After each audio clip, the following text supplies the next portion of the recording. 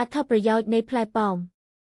ផ្លែប៉ោមមិនត្រឹមតែមានរសជាតិឆ្ងាញ់ប៉ុណ្ណោះទេប៉ុន្តែវាថែមទាំងត្រូវបានគេចាត់ទុកថាជាផ្លែឈើអច្ឆរិយៈសម្រាប់សុខភាពទៀតផងខាងក្រោមនេះគឺជាអត្ថប្រយោជន៍សំខាន់នៃការទទួលទានផ្លែប៉ោម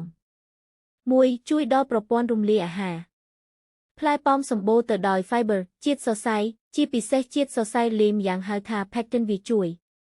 ការពារកុំឲ្យទល់លាមកជួយឲ្យបាក់តេរីល្អក្នុងពោះវៀនលូតលាស់បានល្អ 2. ការពារសុខភាពបេះដូងការទទួលទានផ្លែប៉ោមជារៀងរាល់ថ្ងៃអាចជួយកាត់បន្ថយហានិភ័យនៃជំងឺបេះដូងដោយសារវាជួយបញ្ចុះជាតិខ្លាញ់អាក្រក់ LDL ក្នុងឈាមមានសារធាតុ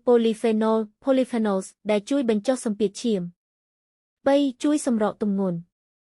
ដោយសារផ្លែប៉ោមមានជាតិទឹកនិងជាតិសរសៃខ្ពស់វាធ្វើឲ្យអ្នកមានអារម្មណ៍ថាជក់ឆ្អែតបានយូរនេះជាជម្រើសដ៏ល្អសម្រាប់អ្នកដែលចង់គ្រប់គ្រងទម្ងន់ឬកាត់បន្ថយការញ៉ាំអាហារផ្ដេសផ្ដាស 4. កាត់បន្ថយហានិភ័យជំងឺទឹកនោមផ្អែមការសិក្សាបានបង្ហាញថាអ្នកដែលញ៉ាំផ្លែប៉ោមទៀងទាត់មានហានិភ័យទាបក្នុងការកើតជំងឺទឹកនោមផ្អែមប្រភេទទី2បើធៀបនឹងអ្នកមិនញ៉ាំ 5. ជំនួយដល់ខួរក្បាលនិងស្បែកខួរក្បាលសារធាតុប្រឆាំងអុកស៊ីតកម្មក្នុងផ្លែប៉ោមជួយការពារកោសិកាខួរក្បាលពីការចុះខ្សោយនិងជួយដល់ការចងចាំស្បែកវីតាមីន K នៅក្នុងផ្លែប៉ោមជួយឲ្យស្បែកមានពន្លឺនិងជួយផលិតកូឡាជែន